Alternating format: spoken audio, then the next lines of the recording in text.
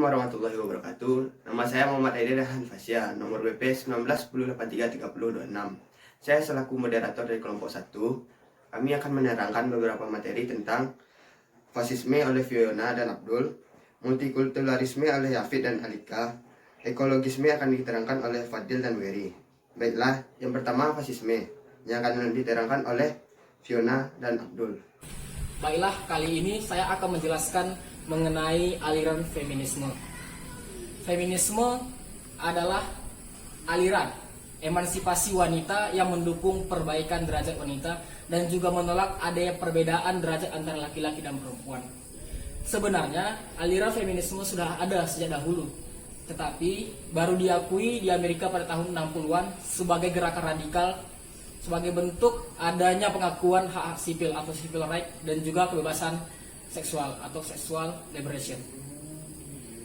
Dan juga perkembangan feminisme terjadi di Eropa, Australia, dan Kanada yang memperjuangkan hak-hak wanita, hak praktis wanita seperti kesehatan, aborsi, dan juga pengasuhan anak.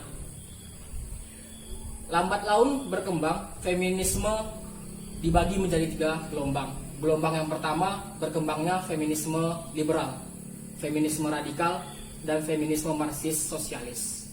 Gelombang kedua berkembangnya feminisme eksistensial, berkembangnya feminisme genosentrisme.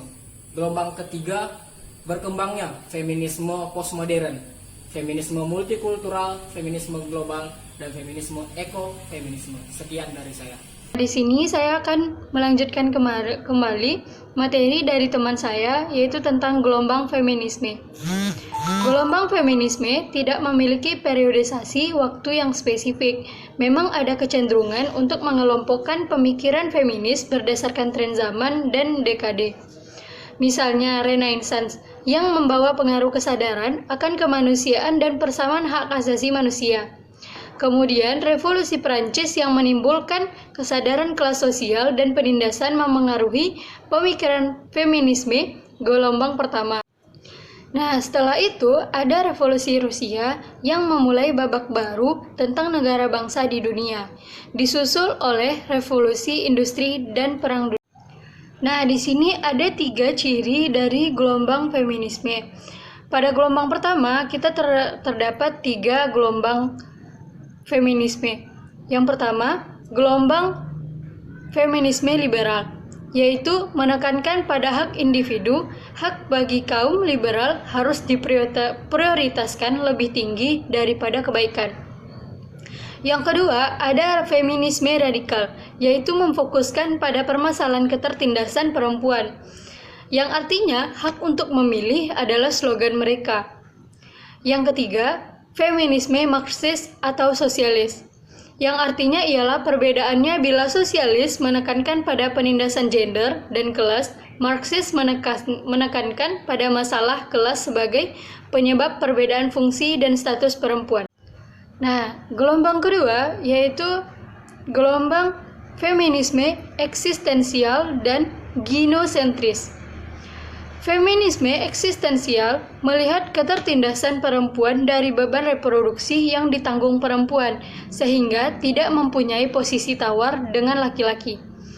Yang kedua, feminisme ginosentris, yaitu melihat ketertindasan perempuan dari perbedaan fisik antara laki-laki dan perempuan yang menyebabkan perempuan lebih inferior dibanding laki-laki. Yang ketiga, gelombang feminisme ada 3 juga, yaitu feminisme postmodern, yang artinya ialah menggali persoalan aliensi perempuan seksual, psikologis, dan sastra dengan bertumpu pada bahasa sebagai sebuah sistem. Nah, yang kedua, feminisme multikultural. Feminisme multikultural melihat ketertindasan perempuan sebagai satu definisi dan tidak melihat ketertindasan terjadi dari kelas dan ras, preferensi sosial, umur, agama, pendidikan, bahkan kesehatan dan lainnya. Yang ketiga, feminisme global, menekankan ketertindasannya dalam konteks perdebatan antara feminisme di dunia yang sudah maju dan feminisme di dunia sedang berkembang. Nah, yang keempat adalah ekofeminisme, Ekofeminisme adalah berbicara tentang ketidakadilan perempuan dalam lingkungan, berangkat dari adanya ketidakadilan yang dilakukan manusia terhadap non-manusia atau alam. Nah, yang terakhir di sini saya akan menjelaskan implementasi teori feminisme. Implementasi teori feminisme bertujuan untuk mewujudkan keadilan dan kesetaraan gender dalam berbagai aspek kehidupan. Nah, aplikasi teori feminisme dalam pembangunan adalah dengan dikembangkannya alat analisis berperspektif feminisme yang dikenal dengan teknik analisis gender, yaitu TAG. Nah, sekian yang dapat saya sampaikan. Selanjutnya akan dijelaskan oleh teman saya. Terima kasih. Assalamualaikum warahmatullahi wabarakatuh. Dan selanjutnya, multikulturalisme akan diterapkan oleh Hafid dan Alika. Akan menjelaskan materi tentang multikulturalisme. Multikulturalisme berasal dari kata multi, yaitu plural, dan kultural, yaitu artinya tentang budaya. Arti multikulturalisme yaitu mengisyaratkan pengakuan terhadap realitas keberagaman kultural, yang berarti mencakup baik keberagaman tradisional seperti keberagaman suku, ras, ataupun agama, maupun keberagaman bentuk-bentuk kehidupan yang terus bermunculan di setiap tahap sejarah kehidupan manusia. Selanjutnya yaitu 5 model multikulturalisme. Model pertama yaitu multikulturalisme isolasionis, yaitu masyarakat yang berbagai kelompok kulturalnya menjalankan hidup secara otonom dan terlibat dalam interaksi minimal satu sama lainnya. Yang kedua yaitu multikulturalisme akomodatif, masyarakat yang memiliki kultur dominan yang membuat penyesuaian dan akomodasi tertentu bagi kebutuhan kultur kaum minoritas. Lanjutkan tentang 5 model multikulturalisme. Yang keempat, multikulturalisme kritikal atau interaktif, yaitu masyarakat plural yang kelompok-kelompok kulturnya tidak terlalu terfokus dengan kehidupan kultur otonomnya. Yang kelima, multikulturalisme kosmopolitan, yaitu masyarakat plural yang berusaha menghapus batas-batas kultur sama sekali untuk menciptakan sebuah masyarakat tempat setiap individu tidak lagi terikat oleh batas budaya tertentu. Itulah 5 model multikulturalisme. Selanjutnya, saya akan menjelaskan tentang 3 model kebijakan multikultural negara untuk menghadapi realitas pluralitas kebudayaan. Yang pertama, nasionalitas, yaitu tanpa melihat unsur saranya. Yang kedua, nasionalitas etnik, yaitu kesadaran kolektif atas suatu hubungan kekerabatan. Yang ketiga, multikultur etnik, yaitu realitas yang harus diakui dan diakomodasi negara, dan identitas serta asal-usul warga negaranya harus diperhatikan. Itulah 3 model kebijakan multikultural negara untuk menghadapi realitas pluralitas kebudayaan. Selanjutnya yang ketiga, ekologisme akan diterangkan oleh Fadil dan Wery. Menjelaskan tentang ekologisme.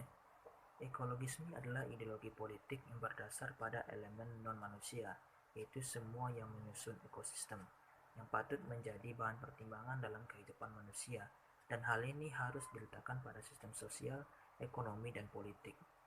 Konteks sejarah ekologisme terbentuk menjadi gerakan politik adalah pada tahun 1972, di mana Partai Hijau pertama kali didirikan, yaitu United Tasmania Group. Partai tersebut terbentuk setelah gagalnya gerakan sosial yang memperjuangkan banjirnya Danau Peder. Partai tersebut memiliki platform was as much concerned with society and the need for satisfying employment as it was with a wholesome and stimulating environment yang digagas oleh Dr. Richard Jones. Saya akan melanjutkan materi yang telah dijelaskan oleh Fadil sebelumnya, yaitu tentang ekologisme. Ekologisme berpandangan bahwa seluruh manusia, komunitas yang saling berhubungan dan saling keterkaitan dengan alam. Alam adalah sumber kehidupan, asupan, dan menyediakan kebutuhan bagi setiap kehidupan. Struktur sosial arus utama kapitalisme yang menjalankan eksploitasi, penyalahgunaan, dan mengkontaminasi alam dianggap menjadi penyebab utama kehancuran. dan disrupsi dengan bukti yang nyata seperti pemanasan global, banjir, dan kelaparan. Hal-hal yang diperjuangkan ekologis dalam sebuah komunitas kehidupan atau ekosistem yang komponen di dalamnya saling mempengaruhi. Sangat tidak mungkin hanya mementingkan hak manusia karena akan berdampak pada ketidakseimbangan ekosistem. Sekian presentasi dari kelompok kami. Apabila ada kesalahan kami mohon maaf. Tetap jaga kesehatan, tetap semangat dan terus berdoa.